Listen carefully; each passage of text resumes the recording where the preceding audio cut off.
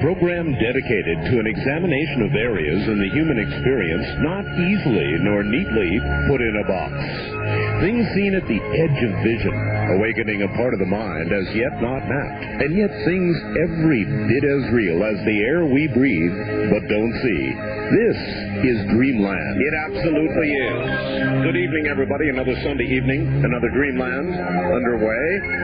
I'm Art Bell. Got an interesting show planned for you this evening. Linda Howe, an investigative journalist, an Emmy Award-winning investigative journalist, used to produce TV documentaries and sort of investigated her way into the world of crop circles and animal mutilations. It's kind of it's a funny thing. I got a fax tonight regarding the very person that she's going to be interviewing, Ingo Swann. And I'll read a portion of that here in a moment. It is a small world. So Linda's coming up from Philadelphia, followed by scientist astronaut Brian O'Leary. He'll be here from Maui, Hawaii. And I have good, very fond memories of Maui, where I once lived, for about 6 months. And so that's on tap for this evening. A couple of notes. Just that remote viewing is only 15% reliable. I think it's only plus media this past week. Nobody knows the real story of remote viewing. The media has no idea what remote viewing is. The American public certainly has no idea. And so they're all getting off on this, look at the government wasting money on psychic research. Well, it wasn't psychic research. It was threat analysis of this kind of stuff going on in the Soviet Union. And it was imperative at the time that threat analysis be undertaken. Everybody approved it from Congress on that. Congress for regularly for many years. Progress of our project and everything. And from your point of view, how strong and reliable was remote viewing during those Cold War years? We had to aim for 65% in order to be competitive with the other conventional forms of intelligence gathering, and we did achieve that. You would achieve 65% accuracy? Oh, yes. Well, we wouldn't have been in business without. Yes, we had to become competitive, or compatible at least, with these other conventional forms of intelligence gathering, or we wouldn't have had a penny more. And if you could be that reliable, then why would there be at this point in the fall of 1995 the kind of release from the Central Intelligence Agency that has just come out that questions this and says it's only 15% reliable? I don't know. I can't. Nobody understands the work of the CIA. Do? No, I don't think anybody does, and I think that the CIA might not understand their workings a lot of the time, too. I don't know. But I was completely stunned when I was sent a copy of that release. And I think every other person that was involved with the project, there were easily over 500 to 1,000 people must have been totally flummoxed, too. So, but I don't know. I mean, I've never been able to answer all the questions, and I certainly can't answer that, but I think that the real reason will surface here one of these days. But in this case, some of the documents from 73, 74, and 75 have been declassified. And these are some of the 8 martini things that Norm person referred to on the Nightline program. Well, could you explain for our Dreamland audience what the 8 martini is? The 8 martini remote viewing event is one that is so really astonishingly good that it breaks everybody's realities, and they have to go out and drink 8 martinis to recover. That's what it means. Did you ever have an 8-TV remote viewing? Oh, yes.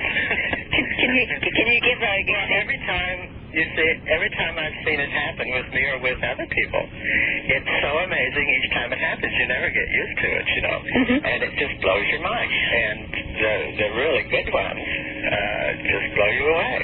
What would be one of your best?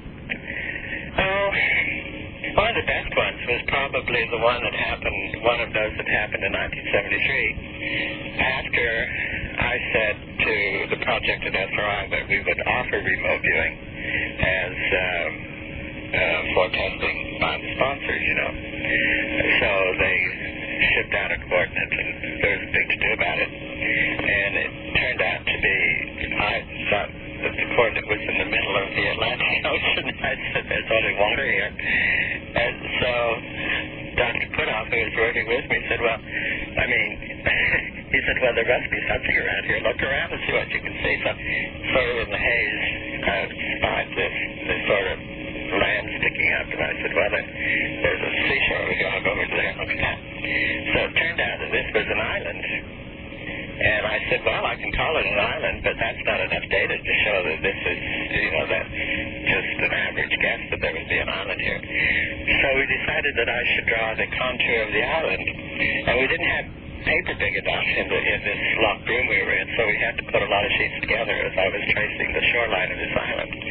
And it's almost a perfect match for the island, which was Kerguelen Island in the South Atlantic. And then I put some buildings on it and everything, and they had some outhouses, which were sort of orange tents, and there was bird doo-doo everywhere. You know, the birds really love this little island, and so on and so on. And I said, well, there's some kind of research going on here. Well, it turned out not only was the contours really recognizable at that island in all respects, but that it happened to be a joint Soviet-French research installation. And when the gossip got out that their secret research station had been penetrated by a psychic, they protested. The French and the Soviets protested to Washington unofficially. Yeah, that got into the gossip light too, so we were blown away. Well, how did they protest? In writing to the president? I don't know how they protested, but the phone calls, the switchboard was lighting up and said, oh boy, what a fuss you've made here. But you were that accurate. Well, I mean, you know, if you look at it, you can say 65% very easily, and more, actually. And this is before our project got classified even. That's been copied in the public domain. So that was the first one that really blew us away. Not only because of the remote viewing and the quality of it, but because of the repercussions and the impact it caused. That you were that accurate that two foreign nations would actually respond to Washington. So that was a spontaneous thing. You can call that spontaneous RV. It was definitely 65% or more efficient. And do you know what the result was? What? We got offered more money. Right. Right. Okay, that's the bottom line, right? And it kept going on like that for at least 20 years. And it kept going on like that for 18 years that I know of, actually. Well, isn't there a point where you were remote viewing at least one Soviet submarine and saw something that was like a disc behind it? Yes. That was so top secret, that one. And Howard Blum put it in his book Out There. Right. Right. That's how he got a hold of it. It just blew me away. Because I know what the tickets were on that one, you know. Yeah. Well, did you personally, do you feel at this day it was a UFO behind a submarine?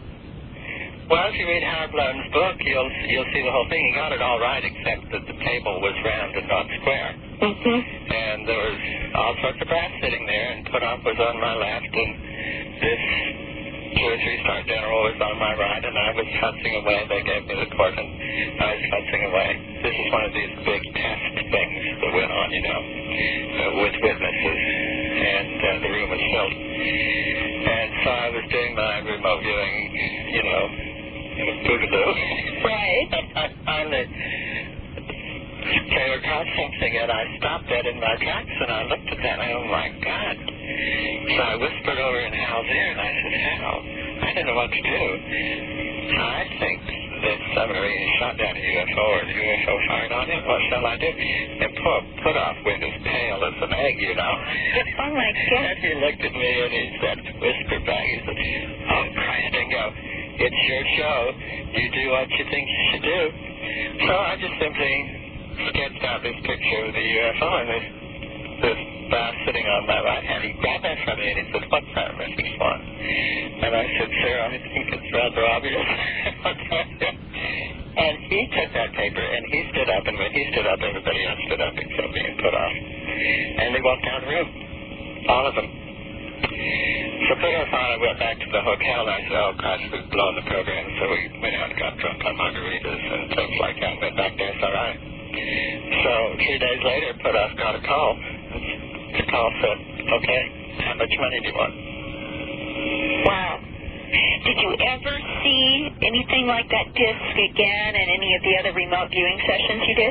No, but, well, none of them for the sponsors, but, you know, we did a lot of playing around in private work and things like that. And you encountered the discs and into this issue of a non-human intelligence? Well, this complicates this particular issue. I'll only say that I know we are not alone. Right. So, Art, there it is from the master teacher and the inventor of remote viewing that he has a different view on the reliability and the ability for remote viewing to work with other intelligence gathering methods to find some things that they might not have found otherwise. Sometimes the flow of my program scares me. I don't know how we do it. In other words, we'll open up on some topic during the week, and there you will be with somebody following up right on Dreamland. That's incredible. Absolutely incredible. All right, Linda, as usual, we're way short on time. So let us have your address, contact number, fax numbers, date of birth, social security number, whatever. Okay. I just felt that this was really important, and it was very interesting to hear right from the inventor's mouth tonight. And me, Linda Howe, my address is Post Office Box 538, Huntingdon Valley, Pennsylvania. The zip code is 19006. And I do keep confidences on names for anybody who wants to communicate with me. My fax number is area code 215-491-9840. And the 800 toll-free number for information about my books and documentaries that have focused on investigations of the animal mutilations, crop circles, the human abduction syndrome, government knowledge, cover-up, all of that. The number is 800-707-9993. That's 800-707-9993. And I always look forward to hearing from our viewers. There are some amazing stories out there. Well, you're still back in your TV days, unless they're staring at the grill of the radio. Listeners and viewers. Yeah, there you are. All right, Linda, a wonderful right-on-the-money report, and, boy, there's a lot to think about out there. Good. Thank you, Linda. Thank you, Art. Take care. That is, of course, Linda Howe, and generally, I think she hates me to say this, but she is the leading investigative journalist, we'll put it that way, into crop circles and animal mutilations. All right. Because Hawaii and Dr. Ryan O'Leary. Doctor, are you there? Yes. Hi, Art. How are you doing? I'm very well indeed. Thank you. I spent 6 months on Maui. It's a beautiful place to live. Yes, it is, and I just moved here a few months ago, so I'm just getting acclimated, and actually most of that time I've been on the mainland anyway, going on a tour of my new book. So I'm glad to be back here and glad to be relaxed and glad to be on a show with an intelligent interviewer for a change. That's very kind of you. I take it you've heard the program. Oh, yes. Well, I was on Area 2000 a few years ago, so I remember the interview very well. Well, you're also able to hear it there in Hawaii. I don't know if you knew that or not, but it's on KHVH. I didn't know that. Oh, yes. You can hear it right there. Great. At any rate, so you were an astronaut, eh? Yeah, that's not really, that's certainly an impressive credential. I was in the astronaut program in 1967 and 68, and that was just, of course, that was during the Apollo program. And I was appointed to go to Mars. I had just completed my PhD work at Berkeley about Mars, and I was selected as an astronaut to go to Mars, and then cut it out from the program, and when that happened, I resigned. Before you sort of disavow that, though, well, you know what I'm interested in? Well, I disavow it relatively speaking because my whole life has been intensive research over the last 10 to 15 years on the paranormal, UFOs, free energy, and so forth. I know. will fill the bulk of our okay, we're going to get to that. But what I want to ask you about is that magic moment, if you can remember way back when somebody notified you that you were actually going to go to Mars. Now, obviously then you thought, hey, I'm going to go to Mars. What was that like? Oh, it was exhilarating, and it was really quite a process to be selected, too. Alan Shepard was on the interview committee, and he said, would you submit to a hazardous two-year journey to Mars? And I kind of hemmed and hawed a little. I said, well, I think I would, but I don't know whether my wife would like it. Yes. And did you go home and ask? Like that for an answer. So then he said, you'd better want to. And I said, yes, okay, that's fine. So you didn't go home and ask your wife first? Well, you see, that of course, those were the days of the right stuff. I had crew cut. I was a fresh PhD from Berkeley, and it was those were the good old days in Apollo. It was a time to be there because NASA in those days had a vision, a purpose, and a goal. What about now? No, I see a lot of these federal agencies, NASA, the Department of Energy, the DOD, and the CIA, and all these secret agencies as being more and more bureaucratic dinosaurs. Oh. That really have to do with the realities that are unfolding around us. What do you think happened to our vision, Doctor? We did have a vision. I mean, Kennedy inspired it. We're going to the moon, and then we were going to go to Mars, and now, we barely even can get excited about putting up a shuttle. I know. It's very sad. It's very sad to see the loss of vision, and I think it was because, Kennedy was murdered, and it was his vision, and so it just kind of floundered. It just kind of died. Other politicians like Johnson and Spiro Agnew and Richard Nixon tried to stimulate some interest, but by then the peak interest had waned. So many things wrong with our country now, Doctor, that not having a goal, not having a vision, used to unify us as a country, and we just, the biggest goal for most people now is to make it to Friday. Absolutely. I couldn't agree with you more, and that's when I started to get out of my box when I was on the faculty. It was interesting, your introduction, you said facilities at Cornell, Princeton. I was actually in the faculty. I was a professor in each of those universities, but when I was at Princeton in 1979, I myself had a remote viewing experience. I heard the interview with Ingo Swann. It was most interesting. And it just totally violated my paradigm at that time. Well, here I was in the physics department of Princeton being a proper, mainstream, materialistic physicist. Yes. Why don't you tell us about it? Are you willing to tell us about that? Doctor? Sure, I'll tell you a little bit about it. It was, I was sitting opposite a total stranger. It was the last day of a training or workshop. This one happened to be LifeSpring. And it was my first experience at trying out some of these exercises to get a person into a state of and blissful meditation. Mm-hmm. And so that kind of prepared me and got me into a state. And I started to, I was sitting off a total stranger who gave me the name of a man, his age, and the fact he was from Allentown, Pennsylvania. And I was supposed to have this person guest, start talking about him. This woman, who was the total stranger, knew the man very well. So I started describing him, and I said he was a journalist and meteorologist, and he liked to spend a lot of time on Maui and lost his wife by death, all of which happened to be true. So at that time, given my worldview at the time, my perspectives, at first I was exhilarated, but when it was Monday morning and back to work as usual at Princeton, I recalled that my colleagues would love to chatter about claims to the paranormal being pure bunk. So I began to realize that, hey, these weren't the folks for me to share this information with. And somewhat ironically, right around that time, Robert John, who was the dean of the School of Engineering at Princeton, started his experiments on psychokinesis in the basement of the engineering department. And he told me what he was doing, and I didn't tell him what I was doing, but I was off to workshop and start to have these different experiences, and I started to explore these realms beyond normal materialistic science, and that's what really started to open me up. Are you at all privy, by the way, to any of the results you obtained in that area? I've always been very interested in psychokinesis.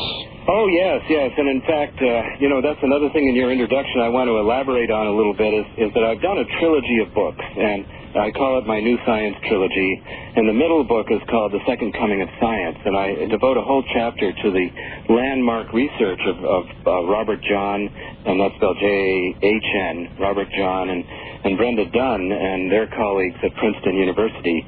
And their work basically, it started as building up a database on people's influences on random event generators. And these are electronic boxes that spit out binary numbers, zeros and ones. And they're designed to run randomly. The zeros and ones are generated like about 100 per second randomly. And then an operator goes into the laboratory and attempts to influence the results one way or the other. And these are a number of different controlled trials where they would get results. And what they found was that virtually everybody that went into the laboratory, you don't have to be an Ingo Swann to do it. It's you and me and anybody else can actually influence the random event generator and have a somewhat repeatable pattern. To what degree?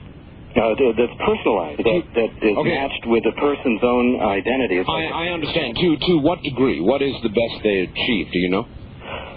Well, you mean the mind-over-matter effects are about 1 part in 5,000, but I can elaborate on that story and talk about filtering techniques to amplify effects to as much as 1 part in 5.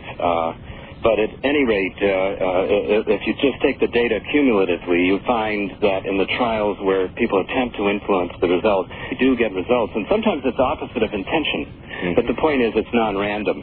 And so they've been doing these experiments now in Princeton for now 16 years, the same length of time that I've been exploring new science. And their results, I think, are very important. It provides the database you need from a scientific perspective to establish beyond any reasonable doubt that psychokinesis is real, that, in other words, we humans can, in fact, virtually all of us, can influence outcomes in the material world.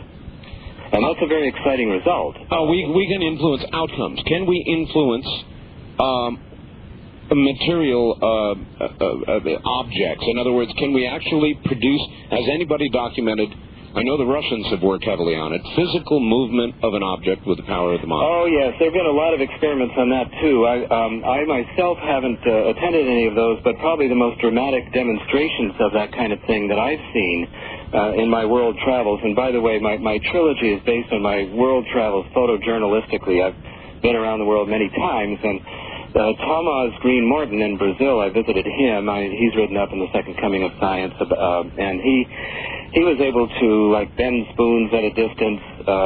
He was able to materialize perfume from the back of his hand and roll down his fingers to the fingertips and form puddles on the table. And there was a case, about the 8 martini. Well, he had a fifth of rum. The more that he drank, the more he was able to do, which is kind of the opposite of Sai Baba, who is another very, very talented. He's an Indian Swami that's very well known, and I have now visited him privately and personally, or with small groups on 4 occasions now over the last 3 years.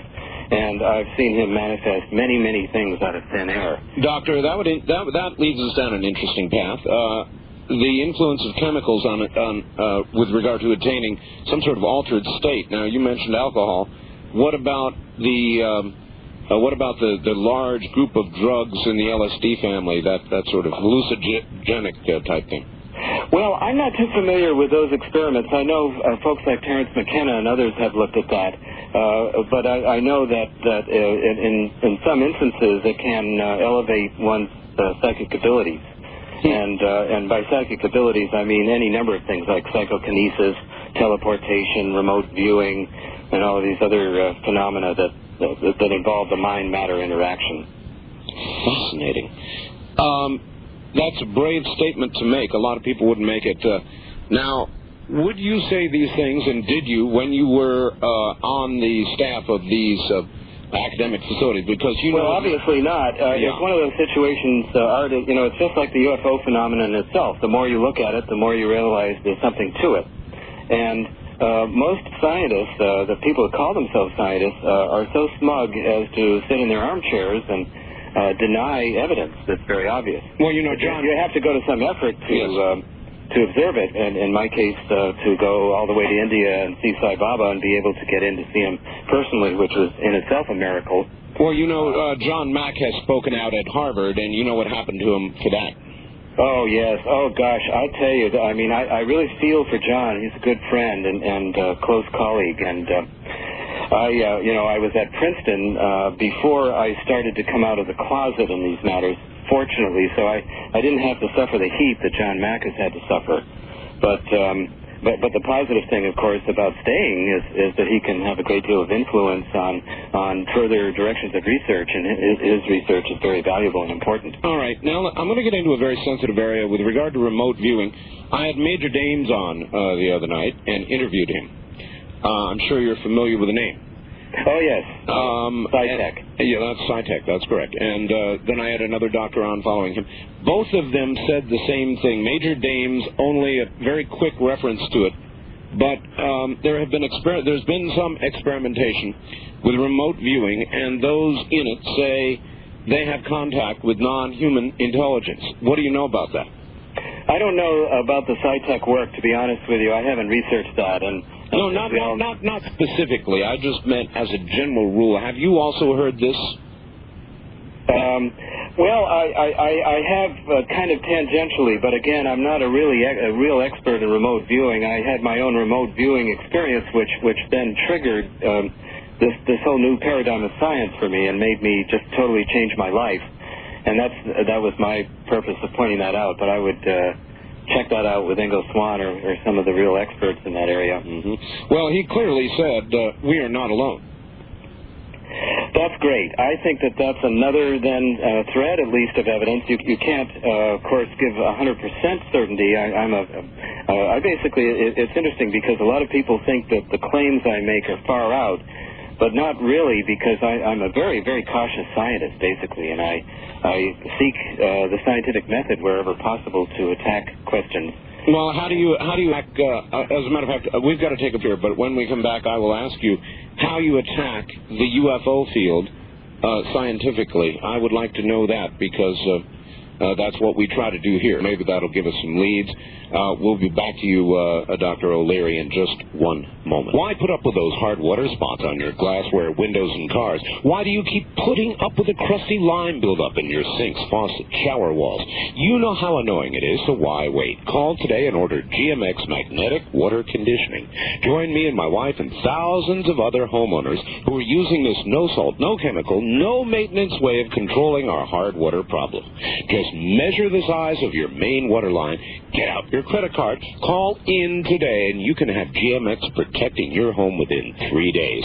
A $600 one-time investment protects your home from hard water damage for a lifetime. Satisfaction guaranteed or your money back. And guess what? And I would think that, first of all, the scientific method is of course, the method that's used now within the context of current science, which I think can tell us a lot more than we've given ourselves credit for. And certainly in the UFO phenomenon, such things as ground traces and animal mutilations and multiple witness sightings and all of the relatively hard evidence, I would say, is something that comes from the scientific method, more or less. Well, a lot of it is a collection of data. The problem is the interpretation of the data. And that is, of course, where there's many theories as there are investigators. And part of the problem there is that the UFO phenomenon obviously has such a high degree of weirdness that we have to be humble. It's sort of like a Coke bottle falls out of the sky and you're a bushman, and what do you make of it? Or an aboriginal is walking through the bush and he sees a 747 flying overhead. He'll have his own mythology about what's going on, but he won't have the foggiest notion of what's really going on, besides certain threads of evidence that come out with such things as, of course, reverse engineering at Area 51 and genetic engineering through the abduction phenomenon and so forth. the ecological crisis and mandate and various channeled works and so forth. All of those things are common threads of messages that seem to be coming forward, but we still don't really know what's going on. The whole question and debate, it was interesting. I was just at a briefing of the board of directors of the Institute of Noetic Sciences, and Steve Greer of CSETI and Jacques Vallée and I made presentations about all of this. And although Vallée and Greer and other people might have various interpretations of what's going on, we really don't know. We do know one thing, and that is that we're dealing with dimensions beyond time and space. And obviously, when we get into those realms, it's very hard for us to develop some kind of coherent philosophy or theory. That's what makes it so laughable for folks like Carl Sagan, God bless him, to assert that the UFO phenomenon is just hallucinations and abductions are hallucinations, and to just totally and summarily dismiss the evidence from crop circles and from the anomalies on Mars and so forth. Why do you think he does that? Do you think he has a specific agenda? I don't know, to be honest with you. I taught with him at Cornell. We were both professors of astronomy at Cornell way back in 1968, and I worked very closely with him, but that's before my own worldview shifted. It was before I myself considered it okay to look at UFO phenomena and related phenomena. Mm-hmm. But I can say one thing, is that folks like Carl, there is a very strong ethic within what's called the scientific community to stay inside the box. And peer pressure and funding, those are the two big variables that guide the research choices of scientists like Sagan. I know because I was there. I did it myself for many years. I was in the mainstream. So I know how that works. And it's so in other words, for fear of losing some funding, you might not utter a sentence or a word you might otherwise utter. Oh, that's right. That's right. In other words, when it comes to belief system, and boy, there's been some really good research done on this, and we're really right up against it. I just, of course, finished my tour in my new book, Miracle in the Void, and I went all over the country, figure eights, and doing whole life expos here and there, and doing radio and television, and I really got a sense that what we're dealing with here is that many people have such strong beliefs that they don't want to hear about this stuff. That's right. And it's fascinating that people that call themselves scientists are among the worst offenders. Science, to me, is the quest for the truth. Through whatever means, exploratory means, definitive, repeatable experiments, and so forth. And so what I've taken upon myself is to be like an Indiana Jones of science, if you will, and spend the last 10 years, as I have, in this just inexhaustible quest for the truth. How much heat have you taken over it? This last tour I took a lot of heat, and we'll get to it later in the show, of course, but free energy is a concept that's coming along a lot more rapidly than many people will acknowledge, and this is really, in a sense, independent but somewhat overlapping with the UFO phenomenon. The people are producing energy devices now that produce virtually unlimited electricity, and this is popping up all over the world. Well, the UFO credibility rating, according to Gallup polls, as we know, is in about the 60% range publicly in America. The free energy credibility rating is much lower even. And so what we're doing here is actually we're creating a new paradigm. We're really I think, in the middle of a scientific revolution. All right, Doctor, I'm going to have to ask you to hold it right there. We've got news coming at the top of the hour. I want to ask you about zero-point energy. I also want to ask you when we come back, since since you've got a PhD in astronomy, about Hale-Bopp, and we'll do that when we come back in a moment.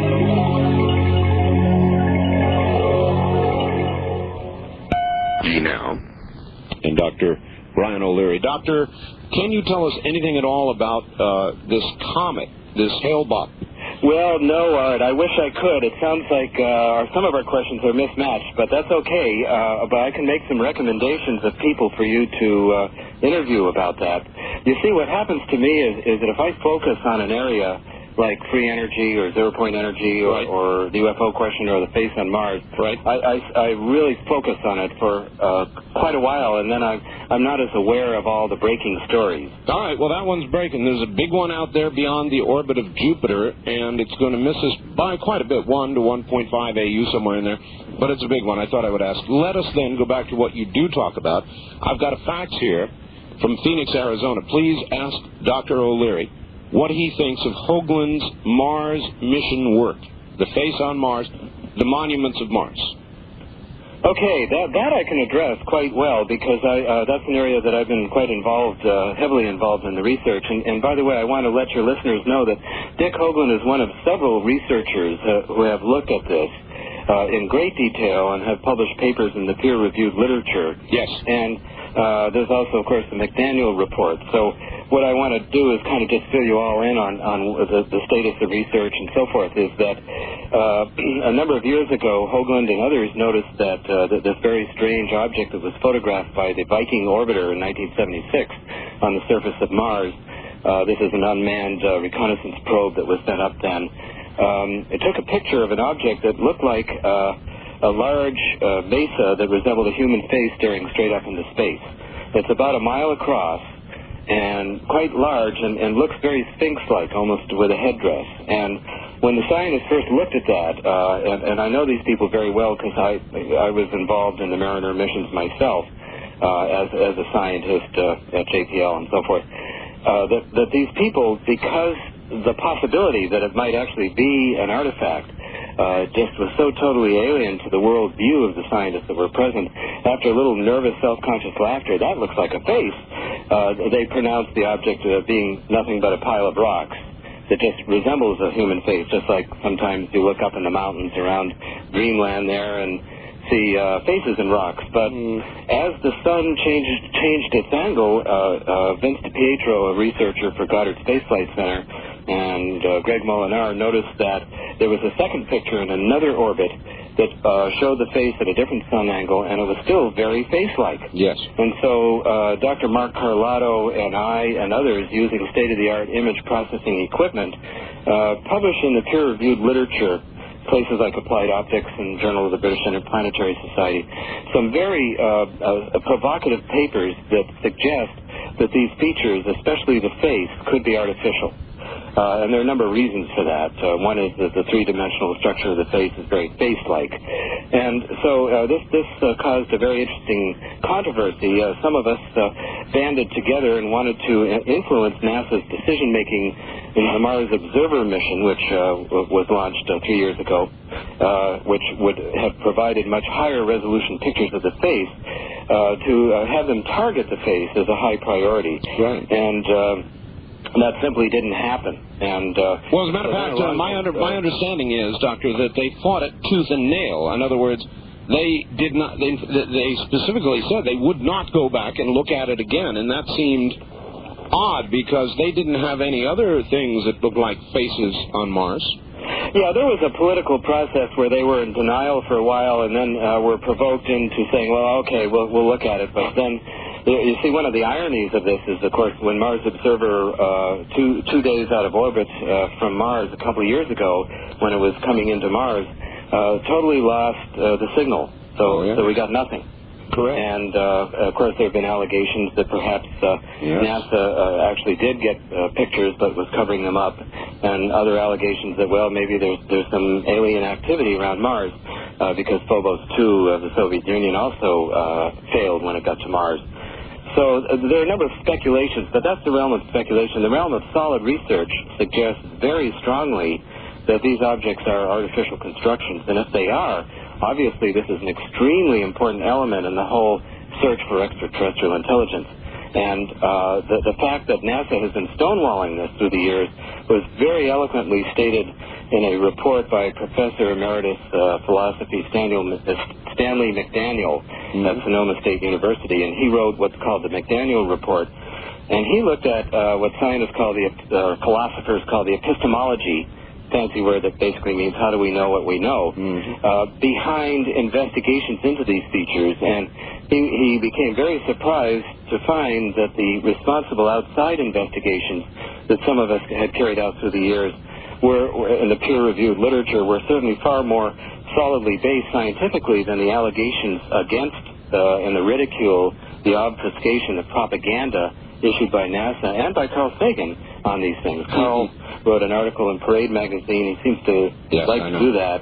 In this particular one, a number of years ago, one of the pictures of the face appears to have been doctored from its original version, which really, this really gets me concerned because these are the people I used to work with, and I thought scientists were totally honest in their approach to scientific questions. Richard Hoagland's work is based on something that he calls tetrahedral physics. Now, have you examined that? Have you looked at that? I haven't, to be honest with you. You know, each of these subjects could take a scientist months to do, so I have to make my choices, and it's very difficult to do so. I do know one thing is that Dick Hoagland, I admire his work a lot. He's an excellent speaker, and I think he has a lot of very valid points to raise. However, sometimes arguments based on geometry or latitudes and that kind of thing, I think need tighter criteria to pin it down, if you know what I mean. All right. Well, then let us skip then quickly to the moon. He has said has photographs that he claims show shards and what he claims may even be old buildings or cities on the moon. Those photographs are very controversial. There are some folks that definitely defend that point of view, and there's some others that don't. And so I think the jury is still out on that, just like the alien autopsy footage. Allegations like that, I think, take years of in-depth work. And fortunately, in the case of Mars, that has already been done, thanks to Stan McDaniel and also Dick Hoagland and Mark Carlotto and a number of other investigators. All of us worked together for a number of years to come up with the findings we did come up with. And they're all reported in my books, by the way, as well. So, all right, let's skip then and jump and shift the gears, yes. Well, that's really been my love over the last 3 years. About 3 years ago, I began to investigate this concept. I couldn't ignore it anymore. There were too many people reminding me of Nikola Tesla and various concepts, T. Henry Murray and these other people in history that came up with devices that evidently produced more electricity than went into it. And of course, my initial reaction would be like any mainstream scientist, that smacks of perpetual motion. It makes no sense.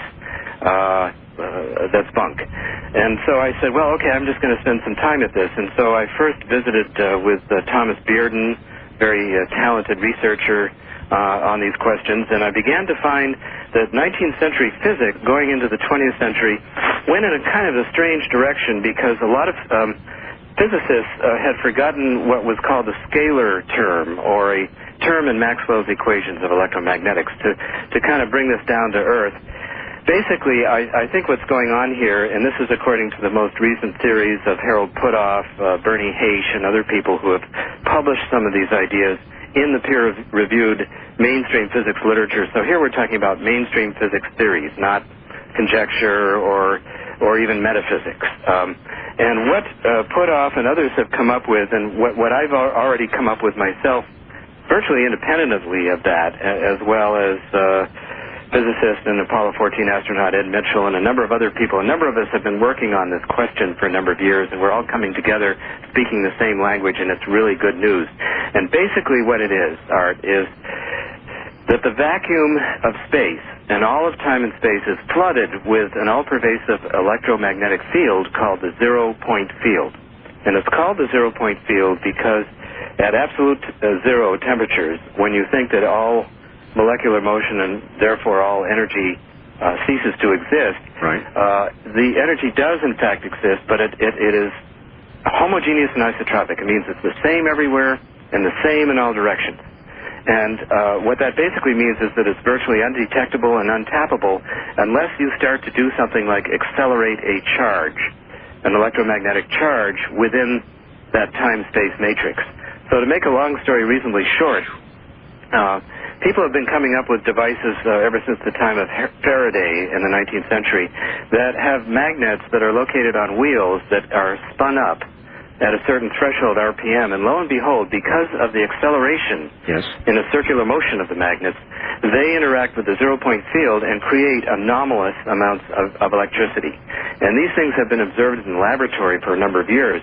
But now the technology for rotating magnetic wheels, cold fusion devices, which many of us believe is a form of zero-point energy, solid-state devices, a number of electrostatic devices, Tesla coils, and so forth. What I discovered was that not only is the theory palatable, it's absolutely necessary. In other words, one has to hypothesize that this field does exist, and that these are the conditions for which you can tap that energy. And the energy is virtually unlimited. It basically, I think another way of saying it is that it comes from dimensions beyond time and space and totally floods all of time and space. All right, Doctor. Well, 1 cubic centimeter of it is enough to evaporate all the oceans on the Earth. Doctor, is the second law of thermodynamics invalid? Well, within the context, and again, we talk about boxes. If you talk about, remember now, the laws of thermodynamics are based on systems that are in, quote, equilibrium. Mm-hmm. Okay, and non-equilibrium thermodynamics becomes a very sticky wicket for those that want the universe to be simple. And people like Ilya Prigogine, who won the Nobel Prize in Chemistry for chaos theory, his discovery of chaos theory, found that when systems are out of equilibrium, that there are conditions under which they can go through phase changes or enormous shifts in short amounts of time.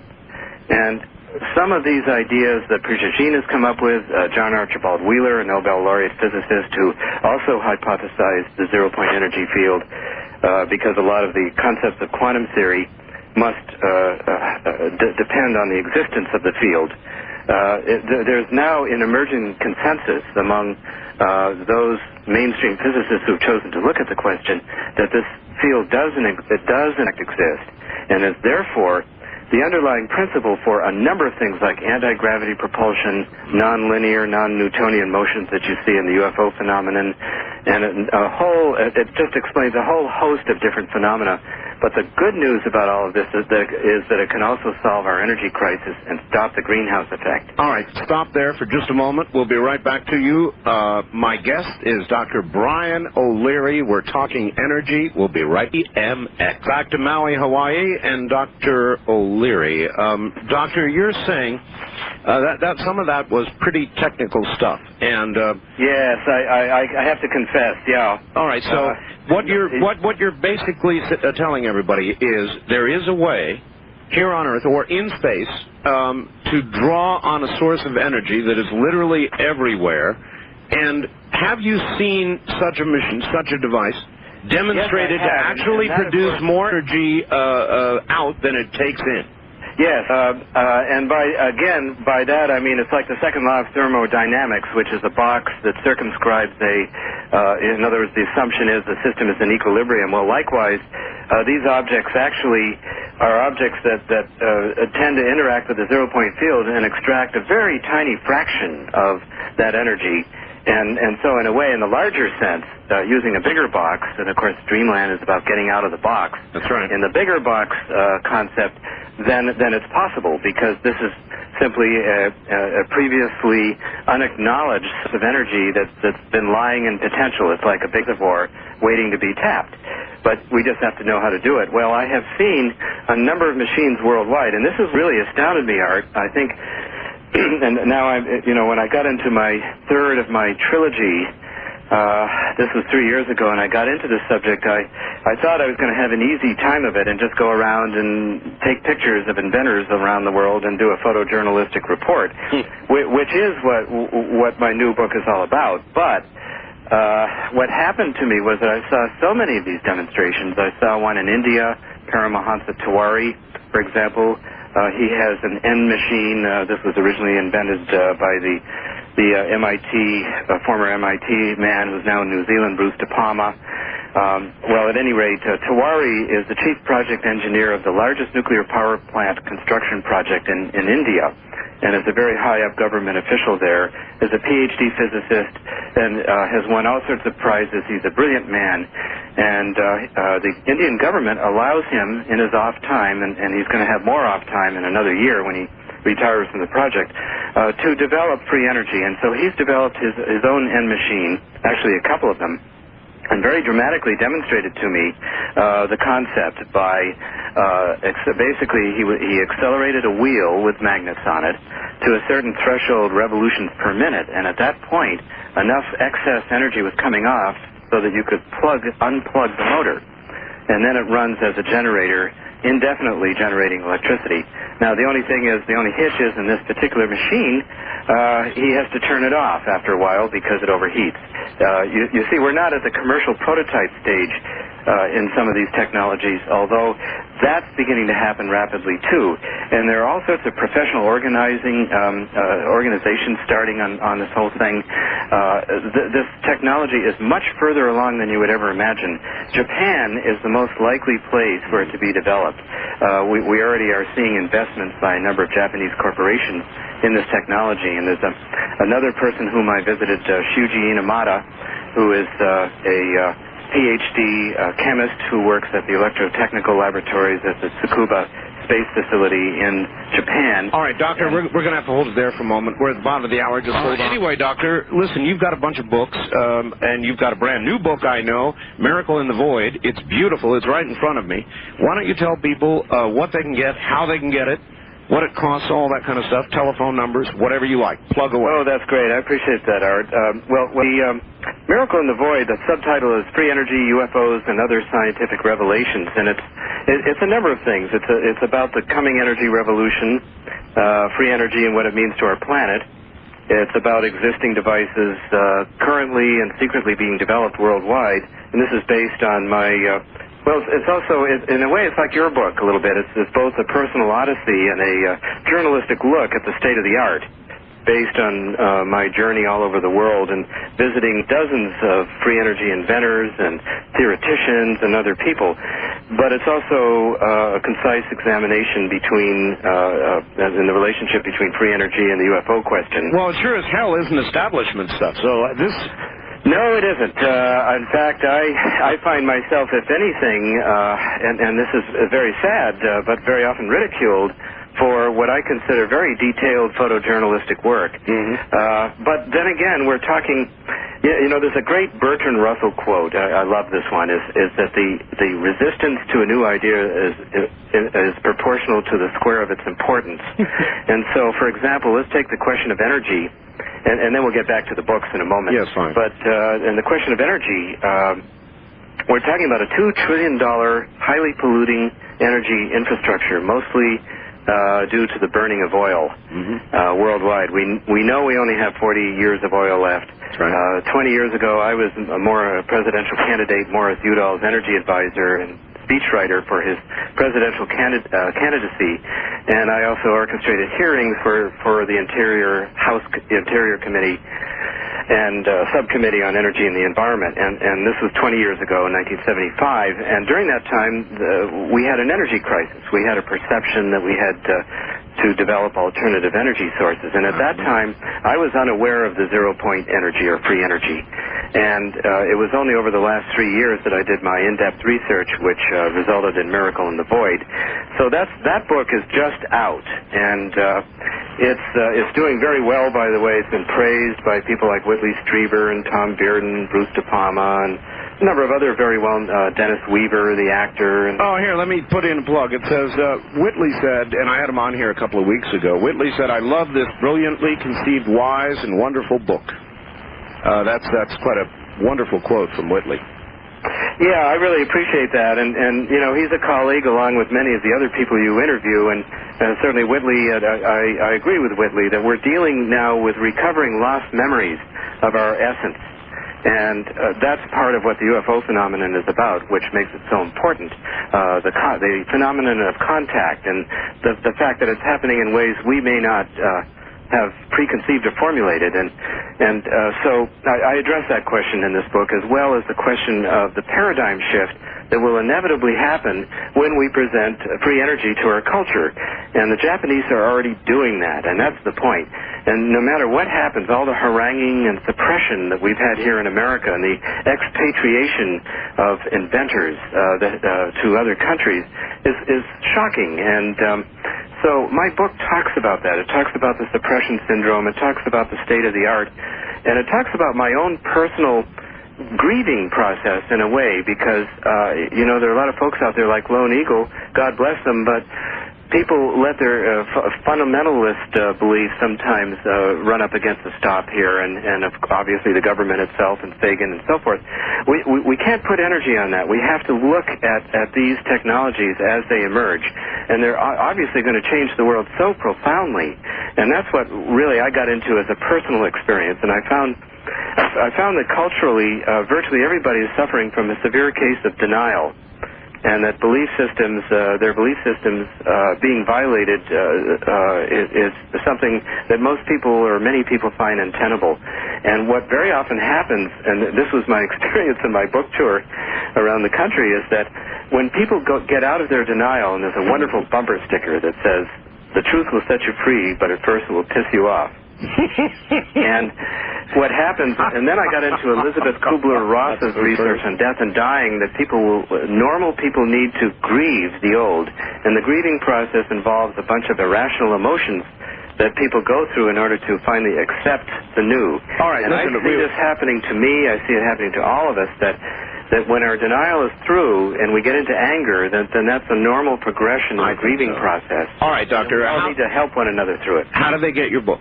Okay, yeah, let's get to the punchline here. Yes, you can get Miracle in the Void in the States for $25 post-paid by calling 800-842-8338. And I'll repeat that for you. That's 800-842-8338. And I'm also offering a special on my trilogy of books, which really describes the full gamut of my explorations over the last 10 years, and that includes my books Exploring Inner and Outer Space, The Second Coming of Science, and Miracle in the Void. And that can be obtained for $55 post-paid by calling the same 800 number. That is 800-842-8338. Very good. All right, I've got a bunch of people that would like to ask you questions, so let's take a couple. First-time caller line, you're on the air with Dr. O'Leary. Where are you calling from, please? I'm calling from San Diego. My name is Chet. Yes, sir. I'm wondering if you're familiar with the work that Joe Newman's done. We don't have to go overseas to see over Unity devices. Joe's got one he's been working with for 30 years now. Yeah, he was on Johnny Carson with it or something. Yeah, several years ago. Uh-huh. I've seen it and talked to him several times myself. And I've been building one up myself and having pretty good results with it myself. So anyway, I wondered if you had... Well, that's very good, and I unfortunately I didn't have a chance to visit with Joe Newman. I kind of made an arbitrary selection of inventors, and in fact I went abroad for most of my because I think there's more action offshore here in this particular question. But, that's what he was saying, though, that you don't really have to go offshore, that Mr. Newman has claimed for I don't know how long now that he's got such a device. Yes, and there are a number of people out there, and what I did was I picked about 12 to 20 individuals that I really focused on, like, for example, the Canadian inventor John Hutchison, who's come up with a solid-state device, which I think is perhaps the archetype of a device that we're going to have in our homes that will replace our fuse boxes and circuit breakers and internal combustion engines. And this, I think, is going to happen very soon, like within a few years, because the Japanese, you see, while there have been developments here by folks like Joe Newman and all of the others, and I really give them tremendous credit for their pioneering work in the face of a very suppressive and non-supportive environment. But what's happening now abroad, and especially in Japan, is that people like Inamata that I referred to earlier, he's being funded by Toshiba Corporation to develop a superconducting magnet system. And you see, this is now, what's happening right now is different from a few years ago, and that's what my explorations revealed to me, and what Miracle in the Void is all about, is that, hey, this technology is not only one that has been developed by isolated inventors here and there through the decades, but this is going like gangbusters, and some of us have even founded a professional organization called the International Association for New Science, and we've had now 2 symposia on new energy, and we're going to have a 3rd one in Denver on April 27th to 29th. And we hope to have there's one device called the Patterson Fuel Cell, which is basically a cold fusion device, which is a whole different subject, but in a way related, yes, which produces over unity electrical power. All right, these things are happening very fast. Doctor, I've got a question, and maybe it's a larger question. If these devices here or in Japan or in India or wherever in the world they are exist, and they really do what they say they do, this is a very capitalistic country. And surely somebody would come out and produce one and say, here it is, put this box outside your home, disconnect the power company, That's it, and they'd make themselves a multiple billionaire in the process. And so why have that? It is very strange, Art, but when you get into it, and of course that's what my book is about. In fact, I talked about one potential financier of the project, and most people in that world are waiting for commercial prototypes to become actually available. It's a chicken and the egg problem. Yeah, but all you'd have to do, Doctor, is hook up one house. Disconnect the power and say, invite the press in and say, here it is. And we're getting very much closer to that day. So look for it in the news. So far, there's been pretty much a media blackout. So you're saying it is going to happen? Oh, yes. But the problem is now... I've always heard that these free energy devices and so forth, if they were to ever become available, that they would wreak havoc with the economy and cause all kind of economic problems. Is there any reality to that? Of course. Doctor? Yeah, absolutely, and that's an excellent question. In fact, I made a technical presentation to my cousin in Albuquerque, who is the president of the largest bank there, and he was in absolute agreement with the technical feasibility of it and the fact that we may be able to have it technically within, let's say, 5 years. Especially if the Japanese develop it as they are. But he said that America's economy is designed to not be able to allow for anything that revolutionary for at least 20 years. Well, so then Doctor, hold on. If I had one then, let's go back to what I said a little while ago. And I was able to demonstrate that it worked. With one house, just one house. Would the government guys dressed in black come and kill me? No, I don't think so. See, I think the genie's out of the bottle, and that's what part of my research for Miracle in the Void was all about, was I found that there were just untold hundreds of inventors worldwide, many of whom are coming up with research devices that are like preludes to commercial prototypes. And 2 or 3 people have already come up with commercial prototypes. So we're right on the verge of an explosive technological revolution here. And so the real question is economics, and I think that's an excellent question. I know, but the problem, Doctor, is that people are killed every day for hundreds or even in the low thousands of dollars. We're talking about literally trillions of dollars here. That's correct. So what that means from my point of view is, you see, I looked at the ecological questions too, and there's some very alarming news about the Earth. One of it is the possibility that we're already into the greenhouse effect, and that's what's causing a lot of the local weather and climate extremes that are beginning to take place. Do you believe if that were the case, then we're going to have to convert from a fossil fuel economy, energy economy worldwide. You know, we have tripled our oil consumption since 1975 when I worked with Mo Udall, and that's not good for the Earth. And I think most of us at some level realize that. So in a way, it forces the issue of economics, politics, and all sorts of things. It's like a Pandora's box. It's like the UFO question, and that's why I studied the 2 questions in my new book in parallel, because I see the 2 are very related, not only in terms of technology, but in terms of the influence on us philosophically, economically, spiritually, and so forth. All right. Let's try to get one more in here. Wildcard line, you're on the air with Dr. O'Leary. Hi. Hello, this is Bob in Wichita. In Wichita, yes, Bob. Hi, Bob. When I was in California, Bruce DuPont was on the radio on KPFK with Roy of Hollywood, and I got to talk to Bruce, and I sent for the literature, which cost $20 at that time, and I'm fairly well versed in reading and all that stuff, and some science, and I could not decipher what the text was supposed to mean.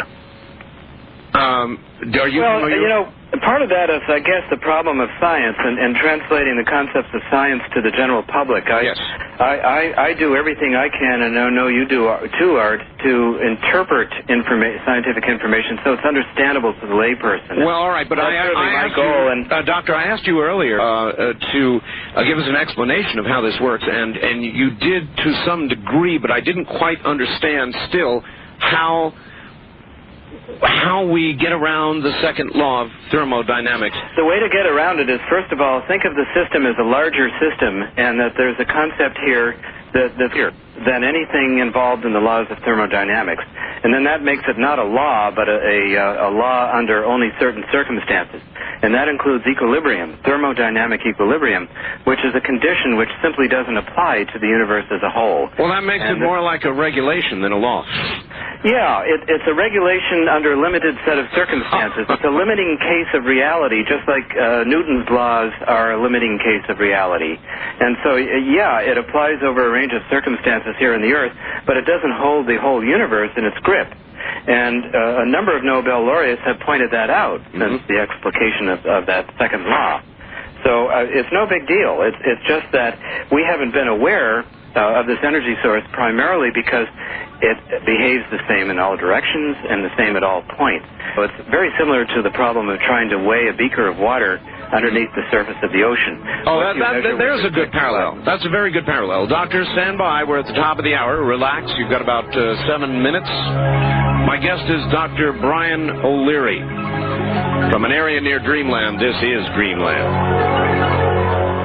Any numbers so I can learn more about the susceptibilities? I'm sorry, I didn't catch your question. I think he's asking about remote viewing. Is that correct? Yeah. Yeah, he's wondering if you've got any information or contact numbers. Off the cuff, no. My books do go into it, and I do have a bibliography and a set of references in all of my books, in my trilogy of books, and I do talk about remote viewing in there. Besides that, I think that I would check in with people like Ingo Swann. Okay. All right. Your second question? One more question, if it's okay. Yeah, go ahead. Okay. And I listen to your program a lot. First of all, you got excellent taste in music. And a couple of years ago, maybe about 10 years ago, I wrote a letter to NASA telling them that I have discovered a solar system between the Milky Way and Andromeda. And I told them what was there, how many planets were in that solar system. And 5 years later, that they write to me and tell me that they have found them. Huh. But only thing, what I got from my school was they were pretty upset with me because I went without their permission to write these letters. All right. I don't know what to make out of all that. Well, I think, anybody with new ideas, whether they turn out to be proven or not, or let's say corroborated by others, and that's part of the scientific method, by the way, is that if somebody has an idea and it's confirmed by somebody else, then that becomes very powerful. And that's why when I describe what I consider to be a truth, I really mean it. It has plenty of evidence from many, many different directions, just like in the UFO phenomenon. So I would say just go with the idea and present it to various people, and if it's corroborated.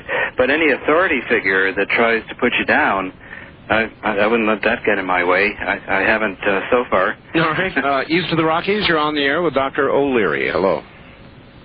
Hello there. Going once, twice gone. Wildcard line, you're on the air with Dr. O'Leary. Hello.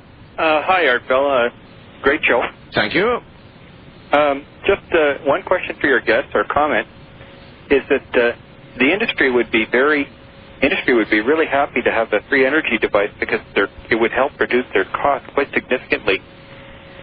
And although I can see the utility industry going against that, there's many industries that would be in favor of it. Mm-hmm. For example, the automobile industry, and they just could use a lot of energy. Maybe you could comment. I'll hang up. All right, thank you. Yeah, it's the eternal question. I don't understand it either. While you understand there are a lot of energy-producing industries that would probably come and run you off the road and make you go over a cliff or something if you really had something, there are enough other industries and people with money and entrepreneurs and people who want to get rich that somehow these devices would make it. Yes, well, I'm very optimistic about this, Art. I think that they will, and I think that they will be made in Japan. I would love this country to wake up. Why not here? Because for whatever reason, and this has been going on, as we know, for a number of years, and it's getting worse and worse as time goes on. And, we began the show, Art, with talking about the good old Apollo days when we Yes. had goals and visions, and we united in common purpose. And right now we have two very big cosmic questions that are on our platter. One is the question of extraterrestrial or interdimensional intelligence, and the other is the question of supplanting our polluting energy infrastructure and creating a clean Earth through the use of some of these new energy technologies. By the way, do you have a favorite of the two theories? These beings, assuming for the sake of our discussion they exist, would you think be more likely to say they're interdimensional or actually have come here through space?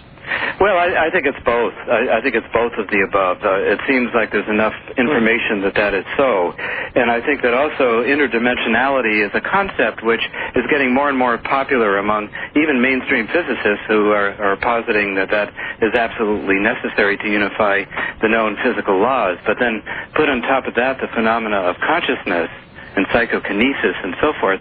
And then we're really are coming up with a unified field theory that makes sense. And so I think that's part of what I'm very excited about, is unifying all the sciences. All right, Doctor, here's the facts. Art, of course, this is why the feds raided and sanitized the home and lab of Tesla. He was probably 50 years ahead of everybody else in developing free energy, 1,000 years ahead of where the government and energy companies wanted him to be. You agree? Doctor? The Tesla question was... the history of Tesla consumes many books. I'm not a Tesla scholar, so once again, I don't want to claim any special knowledge about this, but it's pretty obvious that Tesla was developing some technologies that were way out there, including free energy. And J.P. Morgan, who funded him, owned all the copper mines around, and at that point, Morgan was running ahead with Edison's grid system, which ironically was based on Tesla's AC, or alternating current invention. So it's kind of a long story, a long history, but Tesla was pretty suppressed, basically, and that's what has happened to all the inventors since then. All right. East of the Rockies, you're on the air with Dr. O'Leary. Hello. Hello. Yes, sir. Where are you? I'm calling from Ohio. Yes, sir. And the question I had was, has he met Dennis Lee, and has he had any experience with any of his prototypes? Dennis? Yes, I have met Dennis a couple of times. Actually, I met him in Las Vegas, of all places, about 3 weeks ago at the Whole Life Expo there. He was also speaking there. And he's a good man, and he's all part of this overall effort to create energy sources that make a lot of sense ecologically for the Earth in the long run. And so he's one of the many people. Have you seen any of his prototypes? Have you seen the? No, I haven't personally visited him or seen his prototypes. No, I have visited Troy Reed in Oklahoma and a number of other American inventors, some of whom did not want to be reported in my book at all, which it initially surprised me, but then I later discovered, yes, if anybody wants to be discreet in this country, that's the way you have to be, and that's one of the reasons why Japan is moving ahead of us. Now, I'm told that the government is very active in discouraging these free energy devices. I'm even told that people have been put in jail, like Dennis Lee, and people have been sabotaged. There have been innumerable suppression tactics and techniques used against many of these people, and it's very sad. A lot of the brightest and best inventors have become expatriated because they found no atmosphere conducive to doing research here. For example, Bruce De Palma, the inventor of the N machine, former MIT faculty member and free energy inventor, is now in New Zealand. He had to leave the country pretty much because there really was no support for his work here. That's absolutely... There are a number of other people, Pones and Fleshman, who developed cold fusion at the University of Utah in 1989. They're now in the south of France doing their research, being funded by a Japanese consortium. Well, that's absolutely depressing. I mean, as an American, I find that depressing. Yes, and that's why I think a show like this is a great way to start to get the word out and say, hey, we've been asleep. And yes, there have been media blackouts on this, and I know that, and many of the rest of us do too, but we have to network and get this into the system. All right, west of the Rockies, you're on the air with Dr. O'Leary. Hello. Yeah, this is Fritz from Phoenix. Hi, Fritz. Doctor, do you recall back in September '89, there was a tremendous UFO landing in Voronezh, in Russia, back there in September on a playground where the children saw UFO land and the entities came out. Yeah, I read the news reports. I haven't done any detailed investigation of that incident. And, of course, the whole Eastern Bloc of UFO researchers went over there to check it out. And when the media asked the researchers how they can be so certain it was a UFO landing, their answer was, yes, we did it with bilocation. So bilocation is the Russian word for remote viewing, and they were way ahead of our time. Yeah, that's a very good point, and I noticed that in the news clipping. And indeed, yes, the Eastern Bloc countries have been doing research on these kinds of things for a lot longer. On the other hand, there's so much leapfrogging going on in research in general in the areas of consciousness, not only remote viewing, but things like the power of prayer, or of being able to amplify mind over matter effects, such as Bob John discovered at Princeton, to be much larger. There was a group called Spindrift that came up with some results that were very great. Let me ask in other words, the ultimate technology from all of this is being able to create our own material reality. Doctor, can do it. Right, okay. Well, let me ask this question, Doctor. Do you think ultimately, with the Earth's problems, ecologically and so forth, that our answer will come from the hard sciences, or do you think it will come from the parapsychological world? How about that? Well, I think it's certainly not the hard sciences such as we know them and have limited them. Although there are some hard scientists now that are going out on a limb. I'm one of them. It's quite a journey, and it's a bridging journey, and so I think it's both of the above. I think that the UFO phenomenon is leading to the unraveling of the greatest mystery of our time. And I don't want to divert, but I also remind me, Art, that I want to share with you some up-to-date information about what's called the Starlight Coalition, which is a group that's attempting to get the government to release UFO information ASAP. Well, it would sure be fun to have you and Dr. Sagan on the same show. Oh, yeah, that would be most welcome. Would you enjoy that? Yeah, I'd be very pleased to. That'd be a fiery... I don't know whether he would be. It'd be a fiery session. Be fun. Anyway, East of the Rockies, you're on the air with Dr. O'Leary. Hello. Yes, good evening, Art. This is Rick from Springfield, Illinois, and I have to agree with your guest. I think your show is very important. I've followed you from 3 states in the last 6 months, and I've been able to catch you wherever I've moved from. Thank you. You've been talking about a paradigm shift, and I think that Richard Hoagland is working on an incredible paradigm shift. He's trying to get a privately planned mission to go to the moon, unmanned mission to the moon. That's right. And if his theories are about the objects on the moon were to be, in people's living rooms on pay-per-view, that would create a paradigm shift. And I was just wondering what your thoughts are on that. All right, Doctor? Yeah, I would say that Hoagland's scenario is one of many, many parallel scenarios, any one of which might trigger the others. All right. And that's what's so exciting about our time. All right. And I don't know whether I necessarily support that as the initial triggering event, but we are in for a paradigm shift, and my trilogy of books amply describe that. The evidence is just so abundant. I think that's the good news. The bad news is that this chaotic transitional period is very queasy. It's almost like we inhabit these two realities at once. All right. Hold it right there for a moment. We'll be right back to you. For several months now, we have been literally preaching to you. Dr. O'Leary, back to the phone lines for a second. East of the Rockies, you're on the air. Hello. Hello there. Goodbye. West of the Rockies, you're on the air with Dr. O'Leary. Hello. Yes, I'm calling from San Diego. San Diego. Yes, sir.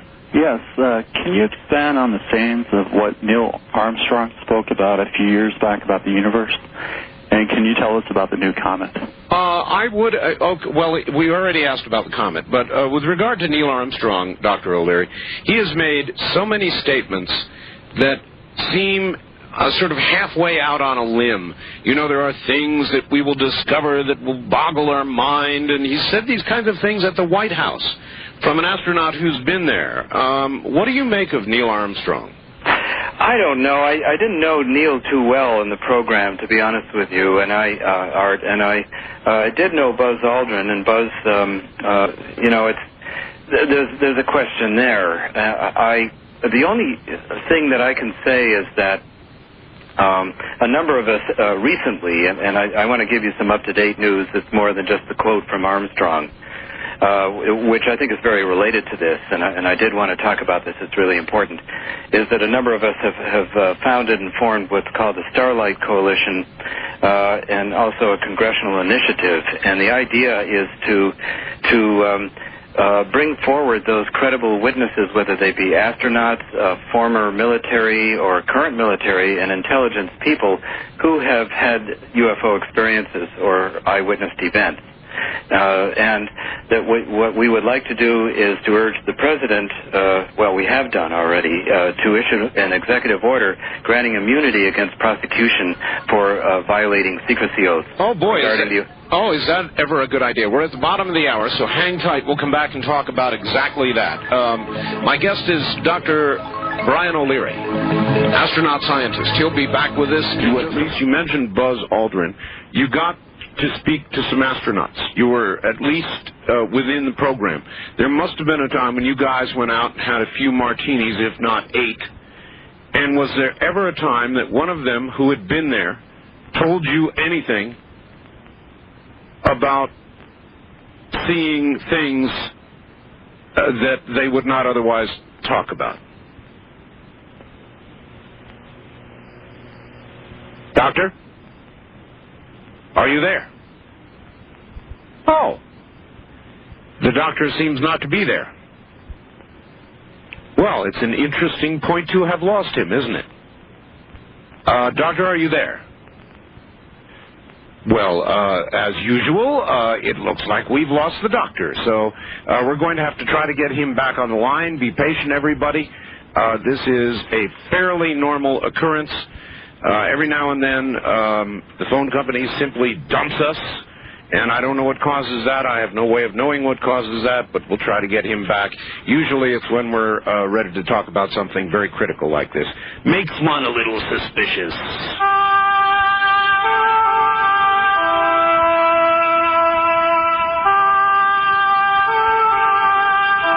It's Christmas time from Cusco. GMX. Remember, you get a signed copy of my book. It's X. Okay, we're just about there. We'll take care of the rest of the commercial messaging right now. And now, back to Maui, Hawaii, I trust. And, Doctor, are you there? Yes, I am, Art. I'm glad to be back. Yeah, I'm glad to. All right, listen, before we get back into where you were headed, you were in the Apollo program, so there had to have been times when you and Buzz Aldrin or you and any other astronaut who did make it into space got to sit down and have a few martinis or 10 together.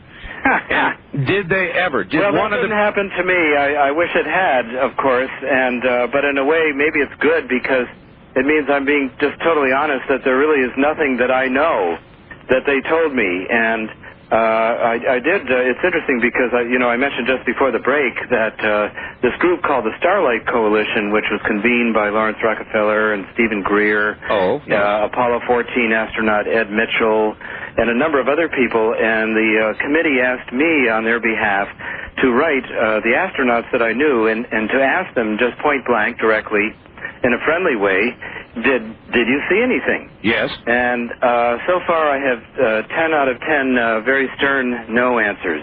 Well, that's not unexpected. And it doesn't mean that, my guess, I'll give you a guess, is that some people probably saw something and some didn't. And the ones that didn't weren't debriefed, and they're still probably in denial as scientists, as most scientists are, about the whole UFO phenomenon because of cultural things. It's culturally, we're so diversified, it's really amazing. All right, here's one from Los Angeles, and the same from San Francisco. They're both the same. Larry, listening to KSFO in San Francisco, and Tom from L.A. wants to know, Art, please quit pussyfooting around. There are 2 obvious questions I'd like answered about this free energy thing, and I'm willing to buy the books to find out. 1, where can I get the blueprints for one of these things? 2, where can I see one working? Okay. The book does give several names of several organizations that are taking care of these things. I can give you a number. It's in Colorado. It's called the International Association for New Science, and we're planning a symposium April 27th to 29th. All right. Can you actually have some actual devices demonstrated and people coming to present their results? All right, what is that number, please? It's area code 970-482-3731. 3731, and that's where you can see them actually demonstrated. Well, it's an organization called the International Association for New Science. It's an organization that I co-founded. And it's out of Fort Collins, Colorado. And we will be hosting this meeting in Denver, April 27th to 29th. Okay. And that would be a great meeting to come to. And the other thing is to just, buy my books, because they give you all the information you need to go to the resources that you need to get into this field more in depth. All right. And the number to buy your book again is 1-800... Yes, 1-800-842-8338. And I'll say that again, is 1-800-842-8338. Miracle in the Void is the latest of my New Science trilogy, and that's available for $25 postpaid if you call that number, and you'll get it by Christmas. Or the whole trilogy of books, my New Science trilogy, which includes my other books, Exploring Inner and Outer Space, The Second Coming of Science, and Miracle in the Void, which is really a compilation of 10 years of personal odyssey and photojournalistic and scientific journeys, in layman's language, to all of these realms of UFO-dom and face on Mars and crop circles. And I'm curious about something, Doctor. If I were to go to NASA and I were to ask NASA about Dr. O'Leary, who's over on Maui, what do you think NASA would say? I'm sure they'd make snide remarks, but it doesn't really matter anymore, because I see NASA as kind of a decadent bureaucracy working on problems that are relatively trivial compared to what we need to do to save this planet. In other words, you see them about the same way Richard Hoagland does. East of the Rockies? Pretty much, yeah. I agree with him in that respect, yes. Okay, east of the Rockies, you're on the air with Dr. O'Leary. Hello. Yes, this is Doug in Spring Valley, and I have 2 questions and a comment. Yes? Okay, 2 questions. Is this power system related to the Tesla system that was supposedly wireless power transmission? And okay, go ahead. Well, that's basically true. And Tesla came up with one design, and there have been just literally hundreds of different designs of the kinds of systems that can pluck this energy out of the vacuum. So some of it is transmission. That was in Tesla's time. But now I think we need to bring the context up to date and talk about it in terms of contemporary inventions that are coming along. And that includes solid-state devices, cold fusion devices, rotating magnet devices, and certain Tesla devices. Will these devices be encumbered by patents, or will it be possible, since they've been tried and tested around the world, that it'll be more of an open market? Oh, good question. Very good question. Will they be encumbered? It's protected by the patent system, but unfortunately the patent system has been very biased against these kinds of developments in this country. So it's been extremely difficult to successfully consummate a patent in this field in this country, and not run the risk of either having your device confiscated by the Department of Defense, such as what happened with Adam Trombley, or to have the patent law make it such that a big boy could buy you out, make a minor modification, and then run with the money. Sure. That's part of what's happening here, is that there's a lot of greed and competitiveness, and that's bottling up the system. It's like there's a big log jam here in bringing forward free energy, whereas Japan is moving right ahead with it. Yeah, that's a good and bad answer. West of the Rockies, you're on the air with Dr. O'Leary. Hello. Yes, doctor, calling from Vancouver, Washington. Good evening. Just wanted to know whether this free energy is the same type of energy that was talked about as a universal chi energy from the Chinese philosophers. I believe it is, and that's an excellent question, because I work with chi, or ki, in Aikido, the Japanese call it ki, Aikido is a wonderful technique to learn how to do things like bend metal, bend spoons, and that sort of thing. And I even teach that in workshops. And yes, I believe. Yeah, it's a great question because, in a way, that's the lead-in between free energy and consciousness. Because free energy or zero-point energy, I think what's happening is that our human bodies can interact with the zero-point field to produce what we call life energy or key energy. And of course, that's been directly measured in the laboratory and it's well established not only in the Chinese and Japanese traditions, but it's actually a provable scientific psychokinetic reality. All right, east of the Rockies, you're on the air with Dr. O'Leary. Where are you calling from, please? This is Dave in Illinois. Hi, Dave. Hi. Art, you did an interview roughly a month ago with Wayne Green. That's right. And he seems to publicize a lot of these things. I was wondering if there was any connection between your guest tonight and Wayne. Well, do you know of Wayne Green? Yes, I know of him, and we exchange our magazines, and I respect, or not magazine, my books for his magazine and his books, and I respect his work a lot. I think that we're all like pioneers, sometimes lonely, attempting to bring in a new paradigm, because, boy, do we ever need it. We need it for the Earth, and... Yes. As I said before, I think Wayne's ideas are truly revolutionary, and a number of other people. The government, such as it is now, is not really helping us move into this new era. It needs vision and needs leadership, and we, at the very least, in terms of science and technology, need a free energy research and development laboratory. Well, we are truly rudderless in the what was it they had with Bush, President Bush, the vision thing. We don't do the wild thing. It's 702-727-1295. Okay, first-time caller line. You're on the air with Dr. O'Leary. Hello. How you doing? I'm doing fine. All right. Where are you? I'm calling from Minneapolis. Okay. I talked to you a couple weeks back when we did those compass readings. Yes. The reason I'm calling is because I heard something disturbing from a friend of mine today. He has a close connection to someone who's part of the group that just got laid off from the Area 51 location down there. Yes. And what he told me is that this person was so disturbed at what was going on and being laid off and everything that they shared some bits of information with him. And what he told me was that they were not doing anything involving UFOs or with aliens, that they had no aliens down there. And what is going on there is, for the last 20 years, they've been genetically altering human beings. That's an interesting... i.e. pilots. Okay, hold on a moment, sir.